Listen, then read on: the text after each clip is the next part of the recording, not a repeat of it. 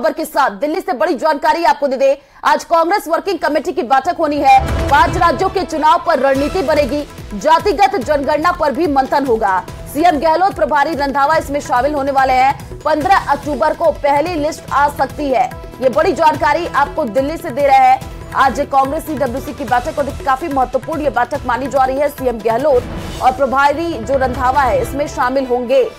तो आज Congress working committee की देखिए बैठक होने जा रही है। दिल्ली से बड़ी जानकारी। 5 राज्यों के चुनाव पर आज रणनीति बनेगी। आने वाले दिनों में 5 राज्यों में चुनाव है, उसी को लेकर के यहाँ पर रणनीति, जातिगत जनगणना पर भी आज मंथन किया जाएगा। और इस बैठक में सीएम अशोक गहलोत, प्रभारी रंधावा शामिल होंगे और आगे कैसे चुनाव देखिए किए जाए उसको लेकर के इस बैठक में रणनीति बनती हुई नजर आएगी। तो देखिए कांग्रेस सीडब्ल्यूसी की बैठक, मुख्यमंत्री अशोक गहलोत दिल्ली पहुंचे कल और आगामी चुनाव को लेकर के इसमें रणनीति बनने वाली है। दिल्ली में चुनावी रणनीति को लेकर के आपको बता दें कि कांग्रेस वर्किंग कमेटी की बैठक होगी और इस मीटिंग में हिस्सा लेने के लिए सीएम अशोक गहलोत और पीसीसी गोविंद सिंह डोटासरा समेत दिग्गज नेता दिल्ली पहुंचे हैं। तो दिल्ली पहुंचने के बाद सीएम गहलोत ने यह कहा, हम उपलब्धियों को आधार बनाकर लड़ेंगे चुनाव। और लिस्ट को लेकर डोटासरा बोले हैं, हम तैयार हैं नहले पर दहला देने के लिए। तो कांग्रेस सीडब्ल्यूसी की देखिए बैठक काफी महत्वपूर्ण हो जाती है। आने वाले दिनों में चुनाव है, इसको लेकर के इस बैठक में रणनीति बनती हुई नजर आएगी। मुख्यमंत्री अशोक गहलोत कल ही दिल्ली पहुंचे थे और वो तमाम बड़े कद्दावर नेता इस बैठक में शामिल होते हुए नजर आएंगे। और कैसे आने वाले दिनों में देखिए चुनाव हो, इसको लेकर के इस बैठक में रणनीति बनने वाली है। पीसीसी चीफ डोटासरा भी दिल्ली पहुंचे हैं।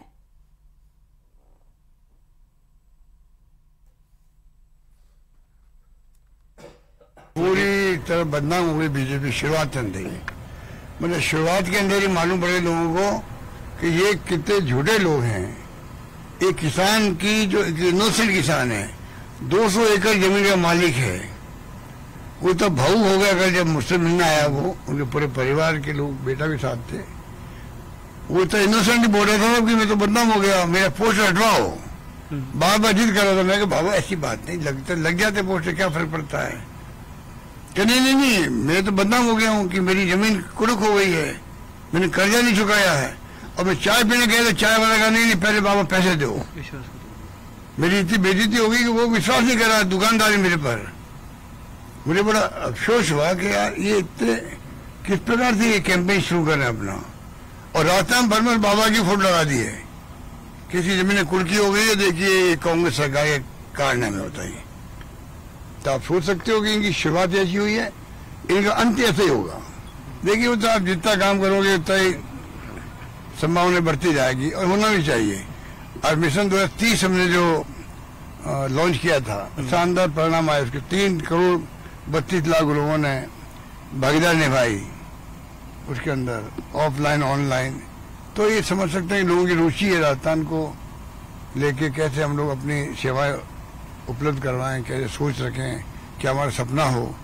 मैं समझता हूँ आधार बनेगा हमारा। अध्यक्ष जी ने कहा भी है कि जो मैनिफेस्टो बनेगा उसमें कई पॉइंट हो सकता है, उसमें से ही मैनिफेस्टो में सम्मिलित किए जाए। टिकटों की बात है, आप अध्यक्ष जी करिए।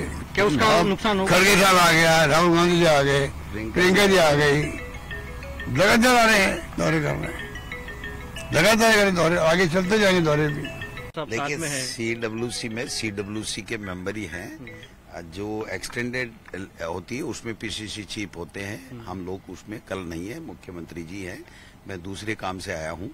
दूसरी बात यह है कि स्क्रीनिंग कमेटी अपना जो फीडबैक ले रही है और मुझे लगता है कि 1, 2, 3 दिन में कभी भी स्क्रीनिंग कमेटी के हमारे गोगोई साहब अपनी टीम के साथ जयपुर आएंगे तो हम जो प्रदेश इलेक्शन कमेटी है उसके द्वारा जो तैयार किया गया है वो जो पैनल है वो हम उनको सौंपेंगे और फिर उनको एक्सरसाइज करनी है 2 दिन, 4 दिन, 5 दिन, जो भी उनको करनी है तो वो उनका काम है। और जब स्क्रीनिंग कमेटी आगे सीसी होगी तो वो अपना पैनल ले जाएगी और टिकटें हो जाएंगी, लेकिन हम नैले पे दहला देंगे। आप समझ सकते हैं कि बीजेपी का नैला फेल हो गया। हम दहला फेंकना चाह रहे थे लेकिन वो तो खुद ही एक्सपोज हो गए। देश के प्रधानमंत्री की अध्यक्षता में और जेपी नड्डा जी की अध्यक्षता में पूरी बाकायदा चर्चा हो करके फाइनल नाम हो गए और वो फाइनल नाम आज तक बाहर नहीं निकल पाए। इससे ये लगता है कि राजस्थान में वो अपनी हार मान चुके हैं, उनकी जो फूट है वो उसको एकजुट कर नहीं पा रहे हैं। इसलिए उनमें संघ में आज एक राजस्थान पत्रिका ने बड़ा सटीक बात कही है कि, और इसी खबर पर ज्यादा जानकारी के लिए संवाददाता लखवीर हमारे साथ फोन लाइन पर जुड़ चुके हैं। लखवीर, मुख्यमंत्री अशोक गहलोत भी दिल्ली पहुंच चुके हैं, पीसीसी चीफ डोटासरा भी पहुंच चुके हैं और आज सीडब्ल्यूसी की ये बैठक होनी है। आगामी चुनाव पर रणनीति भी बनेगी और ये कहा जा रहा है कि 15 अक्टूबर तक जो पहली सूची है वो भी जारी हो सकती है।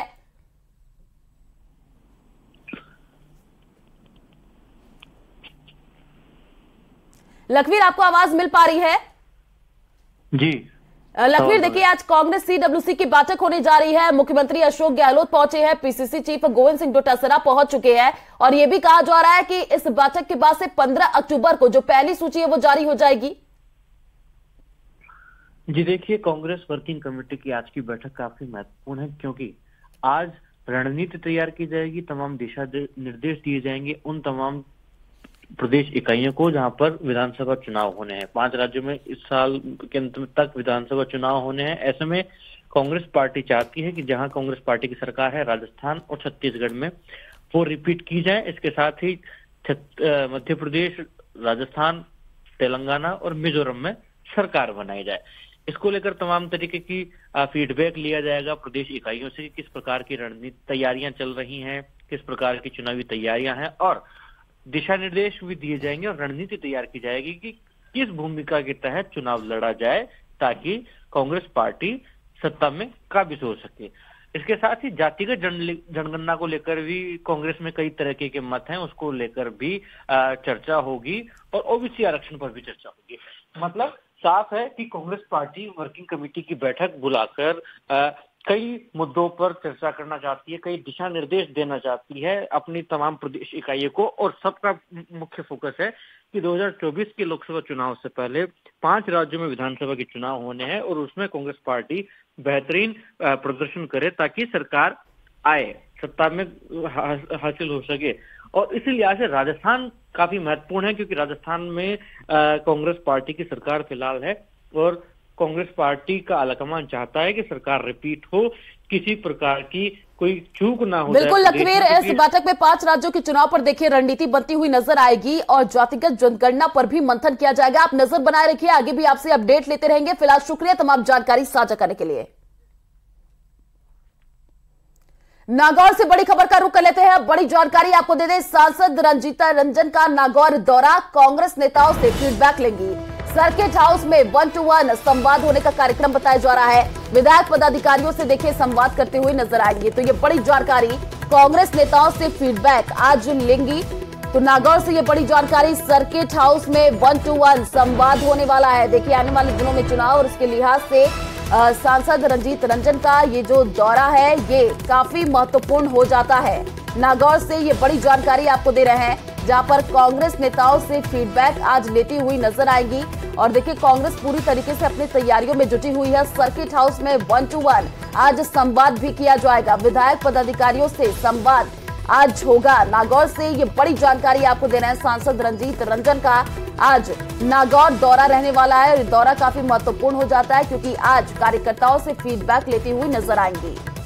तो कांग्रेस नेताओं से यहां पर फीडबैक लिया जाएगा कि कितनी तैयारी हो चुकी है, क्योंकि देखिए आने वाले दिनों में चुनाव है और इसको लेकर के अब कांग्रेस अपनी पूरी तैयारी में जुटी हुई है। और जो तस्वीरें सामने आ रही है, लगातार बैठकों का दौर जारी है, विधायक पदाधिकारी इनसे भी आज संवाद किया जाएगा। ज्यादा जानकारी के लिए संवाददाता महेंद्र हमारे साथ फोन लाइन पर जुड़ चुके हैं। महेंद्र, सांसद रंजीत रंजन का आज नागौर दौरा रहने वाला है और यहाँ पर कांग्रेस नेताओं से फीडबैक लेते हुए नजर आएंगी, क्या अपडेट अभी?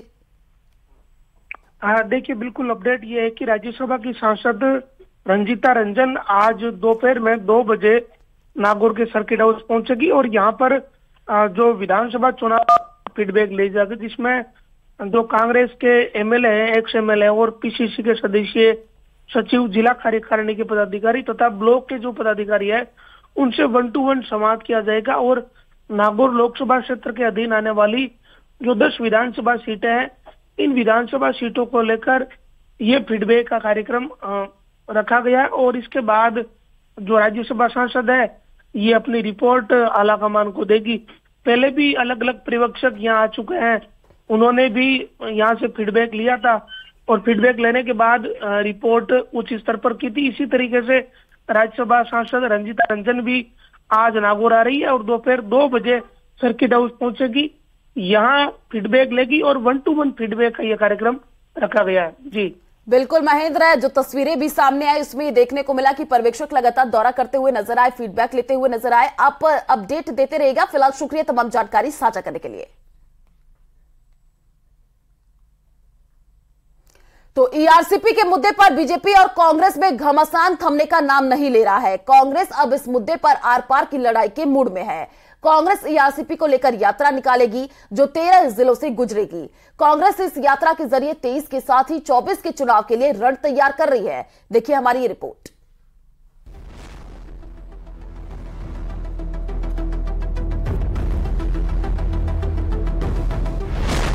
ईआरसीपी पर फिर छिड़ा घमासान। वॉर रूम में कांग्रेस का मंथन। 13 जिलों में कांग्रेस निकालेगी यात्रा। चुनाव में अब कुछ ही महीने का वक्त है, ऐसे में सियासत होना लाजमी है। पीसीसी वॉर रूम में कांग्रेस की ईआरसीपी के मुद्दे पर बैठक हुई। इस बैठक में ईआरसीपी पर कांग्रेस की यात्रा को लेकर रणनीति बनाई गई और तय हुआ कि 16 अक्टूबर से पूर्वी राजस्थान के 13 जिलों में पार्टी यात्रा निकालेगी। कांग्रेस पार्टी अपना कैंपेन काम किया दिल से, कांग्रेस सरकार फिर से के नाम से 16 अक्टूबर से शुरू करेगी और शुरुआत हम केंद्र सरकार की वादा खिलाफी ईआरसीपी के ऊपर जो हुई है, इस कारण से हम इस मुद्दे को प्रमुखता के साथ लेते हुए 12 जिले में हम हमारी शुरुआत 16 अक्टूबर से करेंगे। एक दिन में हम 2 जिले लेंगे और 13 जिलों में हम हर जिले में एक बड़ी मीटिंग जो तकरीबन 1 लाख लोगों की होगी, मोदी की किसी भी मीटिंग से ज्यादा होगी। किसी भी एक मीटिंग को ले लीजिए, उससे बहुत ज्यादा बड़ी होगी। जो राजस्थान के चीफ मिनिस्टर साहब ने ईस्टर्न कनाल के लिए पैसा दिया, उन्होंने भूलकर भी वो पैसा अभी तक नहीं भेजा। जहां की बदकिस्मती है राजस्थान की कि यहाँ के मिनिस्टर होने के बावजूद शेखावत साहब राजस्थान के साथ मजाक करते रहे हैं। पूरे हिंदुस्तान की बात करने की बजाय सबसे पहले घर की बात की जाती है, फिर बात की बात करते हैं। ये यात्रा 12 जिले से शुरू होगी और एक दिन में 2 जिलों को कवर करेगी और रैली में रोजाना 1 लाख लोगों के इकट्ठा होने की उम्मीद जताई जा रही है। ये परियोजना कई दृष्टिकोणों से अहम है। पूर्वी राजस्थान के 13 जिलों के लिए ये परियोजना काफी अहम है।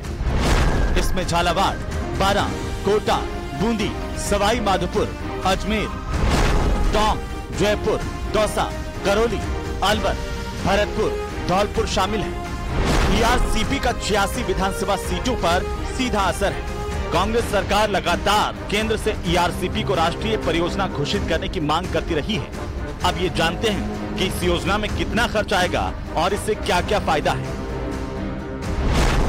ईआरसीपी योजना के अंतर्गत राज्य का 23.67% इलाका आएगा। इसके अलावा राज्य के 41.67% आबादी को इसका फायदा मिलेगा। इस योजना के लिए 40,000 करोड़ का बजट तय किया गया है। ये सफल रहा तो 2 लाख हेक्टेयर क्षेत्र में सिंचाई के लिए आसानी से पानी मिल सकेगा। वहीं कांग्रेस की इस यात्रा को लेकर बीजेपी हमलावर है। बीजेपी नेताओं का क्या कुछ कहना है, सुनिए। पानी राज्य की विषय है। देखिए, जब लिस्ट बनी है, कॉन्करेंट लिस्ट, स्टेट लिस्ट और यूनियन लिस्ट, पानी राज्य की विषय है। इसकी अगुवाई, इसकी पहल राज्यों की करने की आवश्यकता है। ईआरसीपी अब याद आई है इनको। राज्यपाल के अभिभाषण में जो अधिकृत दस्तावेज है, मुख्यमंत्री जी ने खुद ने कहा ईआरसीपी 2051 तक हम पूरा करेंगे। ये मेरा नहीं, ये महामहिम राज्यपाल के अभिभाषण में विधानसभा में इन्होंने कहा ईआरसीपी को पूरा करने के लिए इन्होंने 2020 के बजट में 37,600 करोड़ का प्रावधान किया। जब 2020 का बजट निकले हुए आज 4 साल हो गए, जरा मुख्यमंत्री जी बताएं किसने हाथ पकड़ा था? आज 19,600 करोड़ रुपए के स्मार्टफोन में बांट सकते हैं, 3,000 करोड़ रुपए के ये अन्नपूर्णा किट बांट सकते हैं। तो इनको किसने मना किया था? सरकार इनके पास थी, ईआरसीपी का प्रोजेक्ट पूरा क्यों नहीं करते? और मुख्यमंत्री जी ईआरसीपी की यात्रा निकाले तो ये भी बताएं साथ साथ में कि ईआरसीपी के प्रोजेक्ट को में किस जिले में कितना कमांड एरिया और सिंचाई के लिए खुलेगा, इस बात को भी खुलासा करें। इन सर्वदलीय बैठक के अंदर हम लोगों ने कहा था कि सीडब्ल्यूसी और केंद्रीय जल संसाधन के पास जाएं और एक तकनीकी कमेटी भेजें, वो नहीं की। और हद तो तब हो गई जब केंद्रीय जल संसाधन मंत्री यहां आए और ईआरसी पर बैठक रखी। मुख्यमंत्री जी ने खुद ने बहिष्कार किया, अपने अधिकारियों को जाने नहीं दिया। ये राजनीतिक झुंझुना है जिसको बजाना चाहते हैं, इसलिए चाहे वो कितनी यात्रा निकाल ले, मुख्यमंत्री जी की जादूगिरी अब समाप्त है। ईआरसीपी केवल विकास के नजरिए से ही महत्वपूर्ण नहीं है, बल्कि ईस्टर्न राजस्थान कैनाल प्रोजेक्ट चुनावी मुद्दा बना हुआ है। इसीलिए इसे लेकर लगातार सियासत गरमाई हुई है। इस परियोजना के तहत 26 छोटे और बड़े बांधों का निर्माण किया जाएगा। लगभग 1,268 किलोमीटर लंबी कैनाल भी बनाई जाएगी। कांग्रेस की ईआरसीपी को लेकर मंशा कुछ भी हो, लेकिन एक बात तो तय है कि 13 जिलों में यात्रा निकालकर कांग्रेस विधानसभा चुनाव के साथ ही लोकसभा चुनाव के लिए सियासी पिच तैयार करने की कोशिश कर रही है। Bureau report, news 18 Rajasthan.